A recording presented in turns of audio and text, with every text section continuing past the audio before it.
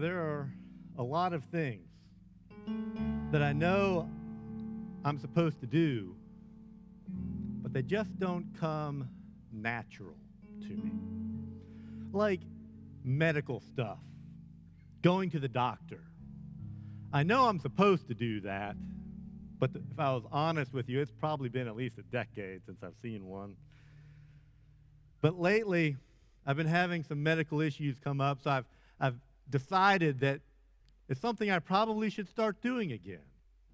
So for those of you, some of you know this, that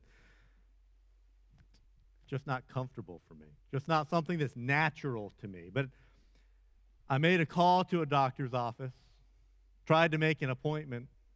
Of course, that doctor wasn't seeing any new patients, so I'm kind of back to square one, but someday, maybe I'll see a doctor. But, it's those things. It's, a lot of people do that, especially if we were honest, us guys, we're not very good at that. We know we're supposed to, but for whatever reason, we just don't. We're uncomfortable when it comes to it. But situations like that are nothing compared to how unnatural the teaching of Jesus is going to feel this week. How's that for a lead-in? As we continue to walk through the Sermon on the Mount, one of his most famous teachings this week, it's unnatural. It's something that isn't easy for us to buy into. So far, he's covered things like happiness, influence, relationships, adultery, and divorce. Well, this week, let's just go ahead and jump in to what Jesus said. He said, "You have heard that it was said, eye for eye and tooth for tooth, but I tell you, do not resist an evil person. If someone strikes you on the right cheek, turn to him the other also. And if someone wants to sue you and take your tunic, let him have your cloak as well. If someone forces you to go 1 mile, go with him 2 miles. Give to the one who asks, and do not turn away from the one who wants to borrow from you." Is that easy for you? Does that come natural? Because if I'm honest, it doesn't come natural for me. A part of me likes that eye for an eye stuff. Part of me. But he takes that away in the very first line. He says, don't resist an evil person. If he hits me, let him hit me again. If he wants to take something from me, I'm supposed to give him even more than what he wants to take. If someone wants to force me to carry his stuff for 1 mile, I should carry it for 2 willingly. Now, my gut reaction is, are you crazy? I'm not going to live life that way. An eye for an eye sounds fair. And I'm at least going to resist an evil person to the core of my being. Hit me, I'm going to probably hit you back. I'm certainly going to defend myself. Try and take something from me if you want, but it's going to be a little bit harder than you think. I'm not about to do double duty for you when you ask me to do something that you can do on your own. Carry your own stuff. Now, I know that might not sound very Jesus-y from the person up here preaching, but if I'm honest, that's my natural reaction. Now, I'm sure all of you are different than that. You're probably much better than I am, and I'm just wired that way, and I know that's probably not how you're wired. But is that really what these verses are about? Is that really what it's all about? So let's unpack it a little bit. So first, let's get into this eye for an eye stuff. When Jesus said, "You have heard an eye for an eye," he was actually referring to an Old Testament passage that his largely Jewish audience would have completely understood. We may not be in the same position as they are. They would have known exactly what he was referring to. It actually comes out of the book of Exodus. And here's actually the portion that it says. The punishment must match the injury, And for the record, this was Moses who was saying this. A life for a life, an eye for an eye, a tooth for a tooth, a hand for a hand, a foot for a foot, a burn for a burn, a wound for a wound, a bruise for a bruise. So that's what everyone in Jesus' day knew. They knew the Old Testament scriptures. They knew what Jesus was talking about. But then Jesus comes along and says, you have heard the law that says punishment must match the injury, an eye for an eye and a tooth for a tooth. But I say, do not resist an evil person. If someone slaps you on the right cheek, offer the other cheek also. And at first you might think, so which is it? Is it an eye for an eye, as it says in the Old Testament? Or is it turn the other cheek, as Jesus just says? And the answer, like any good lawyer would tell you, the answer is yes. You see, the eye for an eye passage from the Old Testament was all about whether or not you could pursue a private vendetta and retaliate when you have been wrong. And that verse says, that passage says, no, you can't pursue a private vendetta. That was what the judges were for. They were to follow a principle based on an eye for an eye, meaning that compensation and restitution was in direct proportion to the crime. They were to match the damages inflicted and no more. In other words, you were not to have blood feuds or private wars. So an eye for an eye was a literary device that gave a formula for compensation. But then Jesus gave it its fulfillment. He said, you have heard of an eye for an eye, and that's good. But I tell you, go even further. Don't retaliate at all. Don't harbor a spirit of resentment. If someone does you wrong, meet it by doing something right to them.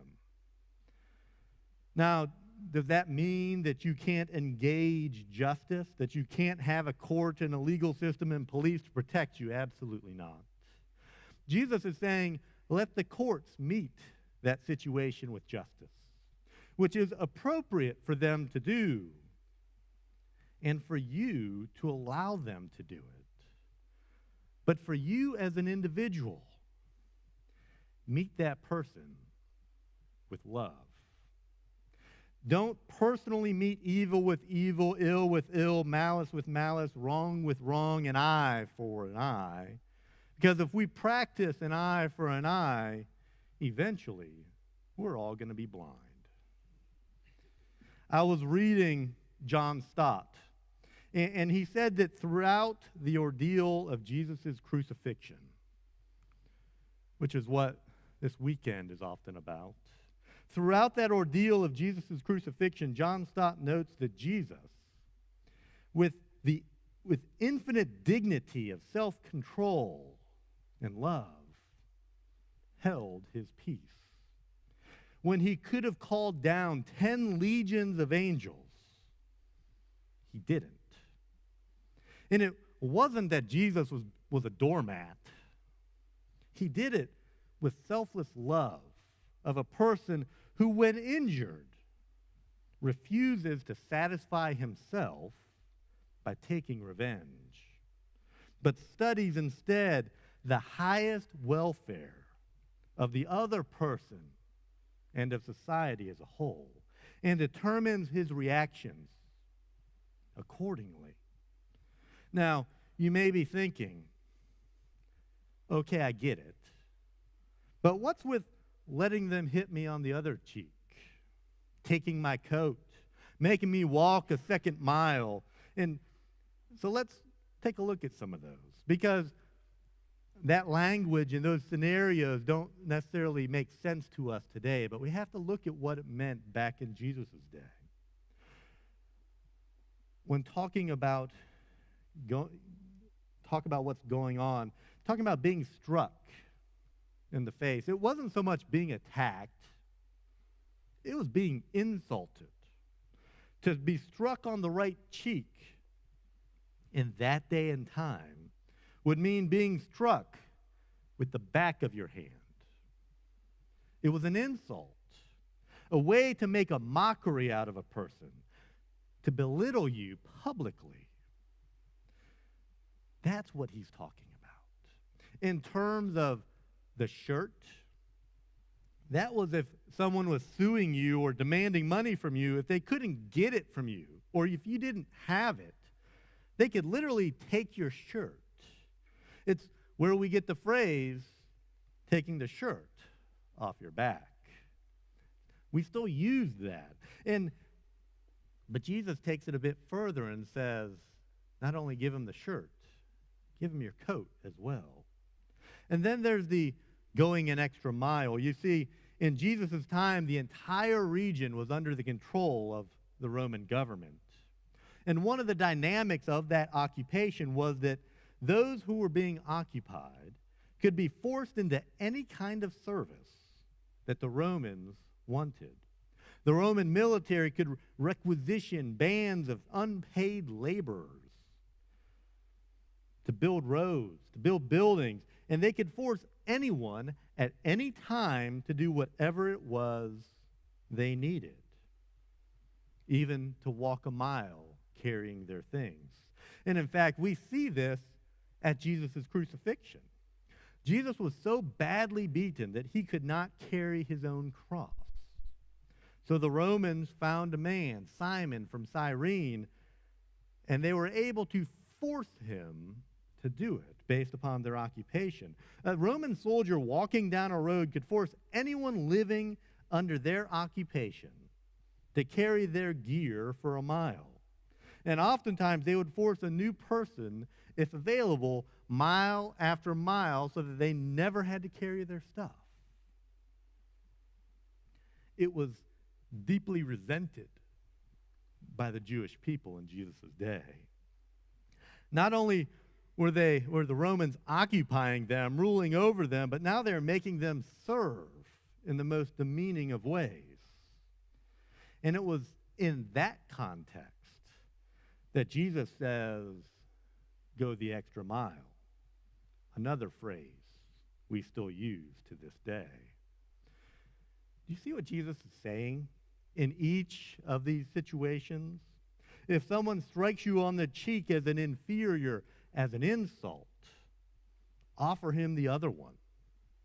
And show him that you are more than willing to have him insult you again without dropping to his level. That you are above petty insults. And in doing this, it almost belittles the other person. It shows them how petty they are being by rising above the pettiness. And if he really wants the shirt off your back, go ahead and give him the coat too. Asking someone for somebody's shirt is outrageous.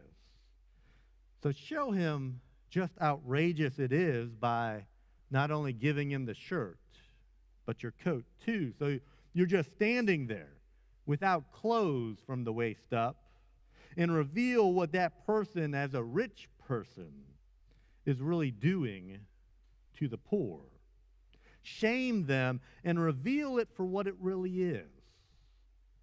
And do this with utter love. You see, it shows that your self-esteem cannot be taken away from you through victimization. And if you're asked to go 1 mile, go 2. Show a servant-hearted love, even to those who may be occupying your land. Think about the impact on the Roman government, on the Romans themselves, if Christian after Christian, when tasked to go 1 mile, would willingly go 2.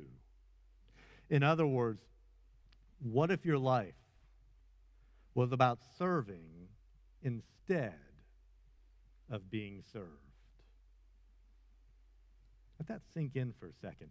What if your life was about serving others instead of being served?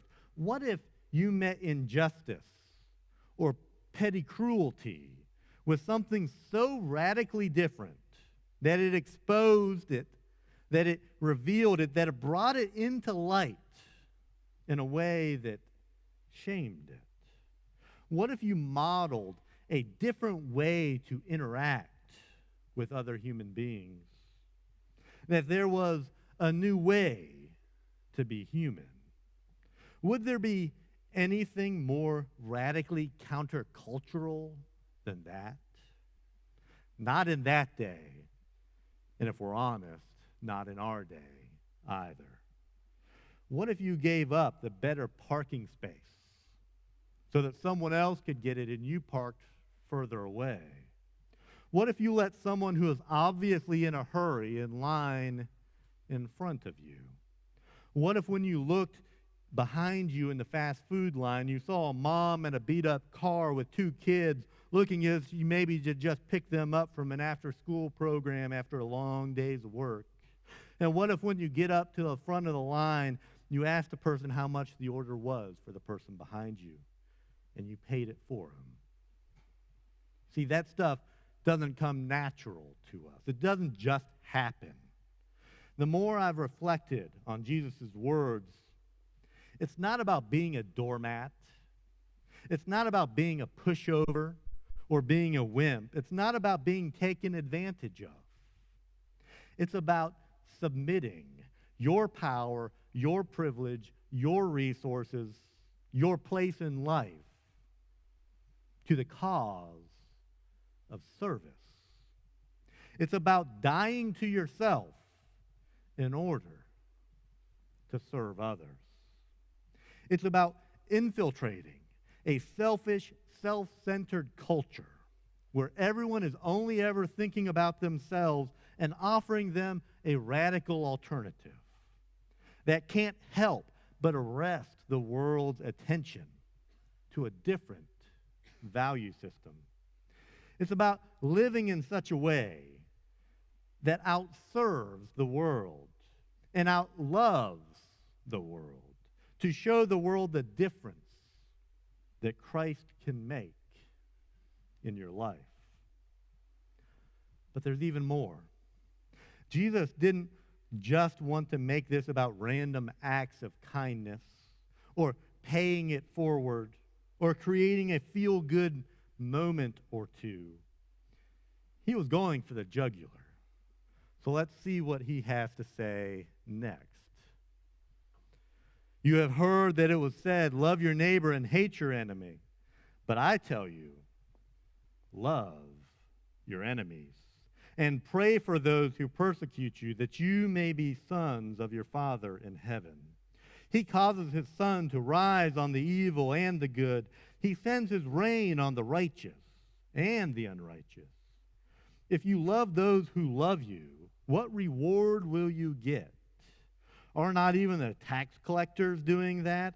If you greet only your brothers, what are you doing more than others? Do not even the pagans do that? Be perfect, therefore, as your heavenly Father is perfect. Again, I don't know about you, but that just doesn't come natural to me. Sure, I can serve and give to those who feel good and serve and give to. But now, it seems like Jesus is just messing with me. He's wanting me to serve and to give and even love my enemies. Do you have any of those? Someone who you hate. Oh, I know we're not supposed to use that word. Okay, somebody you despise, someone you can't stand, someone who's wounded you, who's violated you, who's undermined you, someone who's betrayed you, slandered you, and defamed you, someone who fuels bitterness, anger, resentment deep inside of you.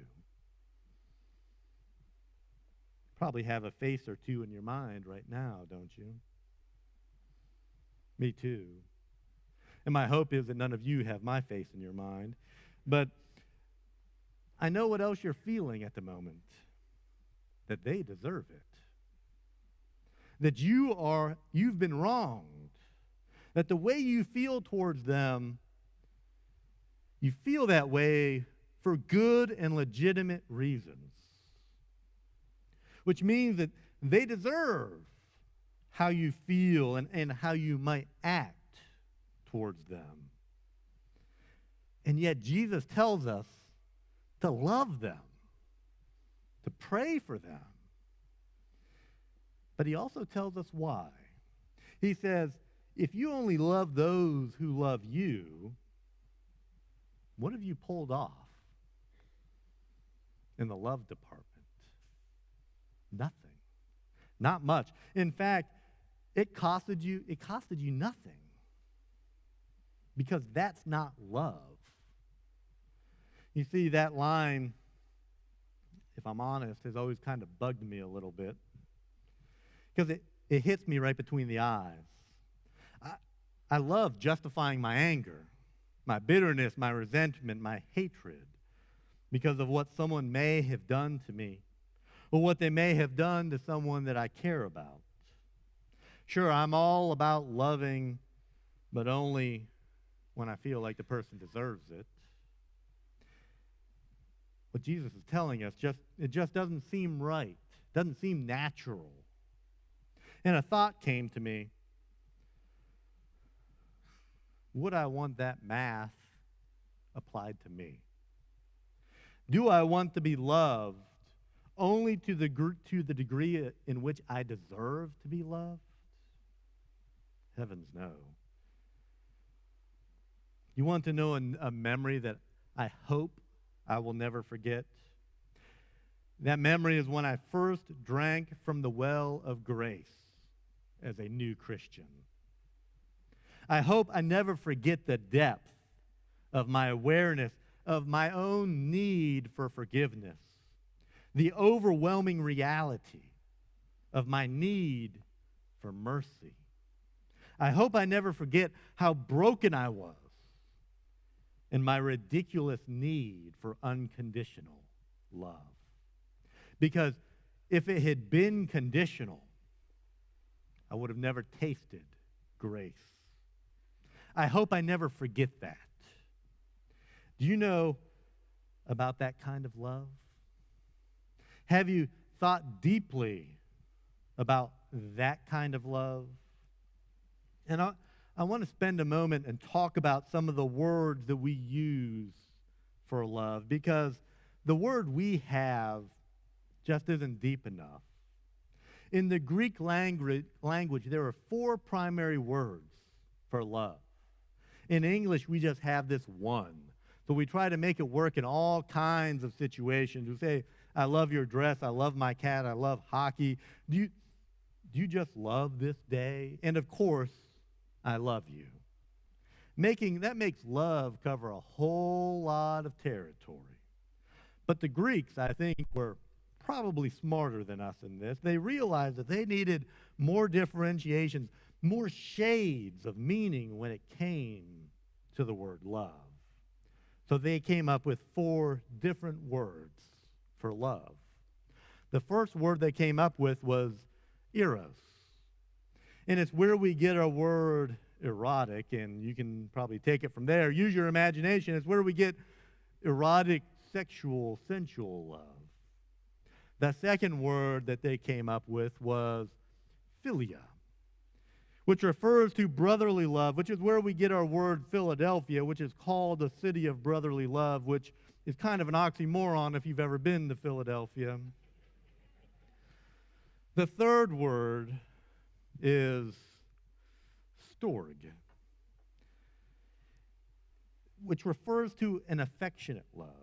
This would be the word that you would use for saying that you loved your house, or that you loved that movie that you just watched.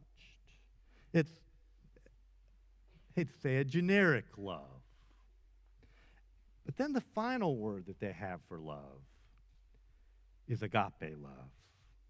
It meant selfless, unconditional, the kind of love that is completely giving and completely sacrificial.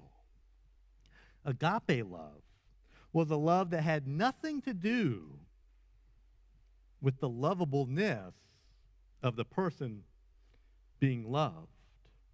It comes when one wills to love, when one chooses to love. And this is the word used for God's love for us. Agape love is a love that isn't even rational. We sang right before I got up here that song, Reckless Love. The reckless love of God, it's irrational. It has nothing to do with us. Certainly it has nothing to do with us deserving it. In the lyrics of that song, I don't know if it hits you, but it says, when I was your foe, still your love fought for me. You have been so, so good for me. When I felt no worth, you paid, I'm not singing it, trust me, that ain't ever happened. You paid it all for me. You have been so, so kind for me. There's no shadow you won't light up, mountain you won't climb up, coming after me. There's no wall you won't kick down, lie you won't tear down, coming after me.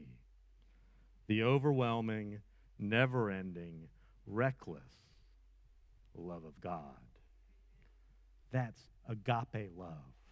That's the love that he has for us. It's like a man in a story I once heard. He was trying to save a scorpion that was dangling over a river that was flooding. And each time he tried to reach for the scorpion to save its life, the scorpion would sting his hand with great force. And another person standing by told him he'd better off not bothering with that scorpion. He's just going to sting you over and over again. And the man replied that he knew that the scorpion would sting him. That was the scorpion's nature. But he said, that has nothing to do with my nature to love the scorpion. See, that is the kind of love that God is calling us to. Agape love, the most countercultural kind of love of all. The kind of love that would lead you to lay down on a cross, or in our case, to pick up a cross and follow him. And it also reminded me of a story of a man that some of you may have never heard of. His name is Tom Skinner. Tom Skinner was one of the most influential African-American Christian leaders of his generation. He was converted to Christ while he was the leader of the largest, toughest gang in New York City, the Harlem Lords. It was said at the time of his death that he had molded an entire generation of black leaders. He died in 1994 at the age of 52. His conversion was so real that he left the gang the day after he chose to follow Christ, turning away from a life of violence to a life of compassion. He told of how a few weeks after his decision to follow Christ, he was playing in a football game, and he made a good block on a defensive end, and his halfback scored a touchdown. When suddenly, the guy that he had blocked jumped in front of him in a rage, slammed him in the stomach, hacked him across his back, and when Skinner fell to the ground, that young man kicked him, viciously kicked him and shouted, "You dirty black, I'll teach you a thing or two." You see, Skinner says that the old version of himself would have jumped up from the ground, would have pulled a knife out of his pocket, and would have killed him. But instead, he had found Christ. Even as a new Christian, he knew that he needed to respond differently. And he felt the power and presence of Christ take over him in that moment, and he chose a different path. He got up, he looked that young man in the face and said, "You know, because of Jesus Christ, I love you anyways. When that game was over, that young man who had attacked him came to Tom and said, I'm sorry. Tell me more about your Jesus. So how do you pull that kind of love off? How do you do it? I hear that story, and I think it's impossible. But let's look again at what Jesus said. Maybe. Oh, there it is. But I tell you, love your enemies and pray for those who persecute you. Oh, I think I went too far.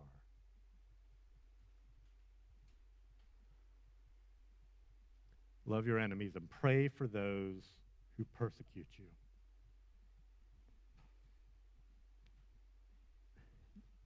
You can't pray for someone's well-being and hate them at the same time for very long. Without whatever you're feeling turning into compassion and even love for that person. If you pray for an enemy, you keep praying for them until you're able to love them. It doesn't mean that you can excuse them for what they've done in the past, but you can pray for an enemy until you love them with that agape love that Jesus was talking about. Do you remember what Jesus said on the cross? The first prayer that he uttered? Father, forgive them. They do not know what they are doing. It was a prayer of love. He prayed for those who just tortured him and were now in the process of murdering him. And he prayed for them. And I don't think that prayer started on that day. I think Jesus prayed for his enemies all the time, which is why he was able to meet their evil with love. Thinking of this also reminded me of a story of another special little girl. You see, in 1960,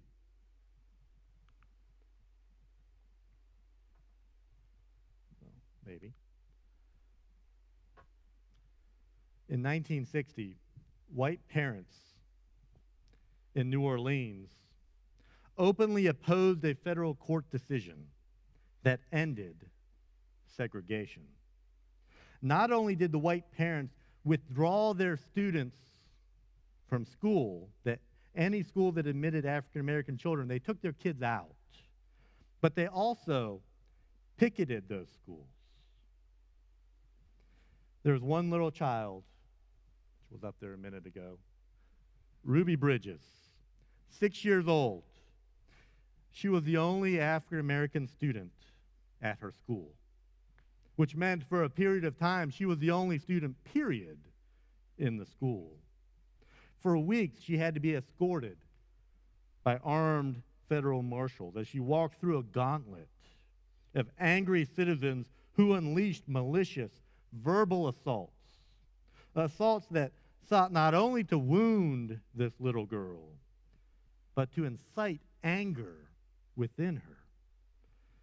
But she never took the bait. Little Ruby approached her school and the crowds without anger. Instead, a calm, serene spirit blanketed her every step. One day, one of her teachers saw her mouthing words as she passed through the lines of angry, abusive white parents. When asked, Ruby said that she had been praying for the parents of her white classmates. They said, but why? And she said, because they need praying for. She said she had heard in church about Jesus' dying words, Father, forgive them, for they know not what they do. And so she thought that they must not know what they're doing either. So she prayed for them. So how did Jesus sum up this section? With a sentence that has often been misunderstood. Be perfect, therefore, as your heavenly Father is perfect. You read that and you think, I can't be perfect. None of us can be. We strive towards all that's good and right and true, but we fall short so often. So what's Jesus calling us to here, besides simply striving towards all that's perfect? You see, again, this is one of those situations where we have to look at the original Greek. In the original Greek, the word used here for perfect actually means something a little bit different than sinless perfection. It actually carries with it the idea of being mature. Jesus isn't trying to frustrate us with a goal that we can never achieve, perfection, but he's calling us to maturity, to grow in our self-control, our servant-heartedness, our love. Everything we've looked at today, how to handle an insult, someone wanting to take advantage of you, being forced to do something, being faced with an enemy. Jesus is saying, when that kind of thing happens, I want you to be the adult in the room. I want you to be the spiritually mature person. I want you to grow into this kind of life and then model it to the rest of the world. Don't act the way that everyone else is in this sin-driven, self-centered world that we live in. I started off today by talking about that there are things that just don't come natural to me, like going to a doctor. But that's what Jesus is wanting to change. And here's how he wants to change that. He's wanting for us to be marked by the supernatural. There really should be a sense that when we interact with people, they sense something about us that's not of this world, something that's not in their life, something that's profoundly countercultural. If all they sense is a life that has what they already have, then they've engaged a life that has not been marked by Christ. Because a life that's been marked by Christ doesn't react like others. It turns the other cheek. It goes the extra mile. It doesn't just love the lovable or those that love them, but seeks to even love our enemies. In other words, it's a life that walks through life the way that Jesus did. And no, we can't pull off perfection. But Jesus says, can you strive toward maturity? Can you do that? Are you willing to strive towards that agape love that he shows to us? So I want to challenge you this morning. If you want to model that kind of love, if you want, to the best of your ability, not with perfection, but with maturity, to strive towards being and showing agape love to others, if you will, please stand as I close us with prayer. Heavenly Father, Lord, I thank you for what you did on that cross so many years ago. I thank you that you demonstrated agape love towards those who are persecuting you, but also to us. Thank you that when being tortured and being murdered, you prayed for forgiveness for their sins. Help us to model that, Lord. Help us to get to the point in our lives where we're willing, ready, and able to turn the other cheek, to go the extra mile, and to love them with an overwhelming, never-ending, reckless love. In Jesus' name, amen.